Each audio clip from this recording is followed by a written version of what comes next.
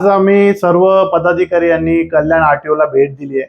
4 मेचा जो सरकारच्या विरोधात जो रिक्षा अमराठी लोकांनी रिक्षा चालकांनी जो मोर्चाचा आव्हान केलाय त्या विरोधात आम्ही आज सगळ्या अधिकाऱ्यांना भेट दिली आहे। तर त्या दिवशी अमराठी विरोधात जर कोणी रिक्षावाले तिकडे मोर्चा काढत असतील आणि सरकारच्या विरोधात तिकडे जात असतील तर आम्ही त्या रिक्षावाल्यांच्या विरोधात मनसेचे सर्व कार्यकर्ते आम्ही रस्त्यावर उभे राहणार आहोत।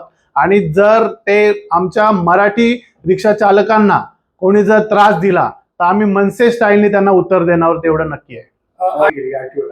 आम्ही आज मागणी केली आहे की जेवढे पण अधिकृत रिक्षा स्टँड आहेत तिकडे तुम्ही तिथे बोर्ड लावले पाहिजेत। जेवढे पण रिक्षा चालक आहेत ते मराठी रिक्षा चालक आहेत की नाही ते तुम्ही चेक केले पाहिजेत।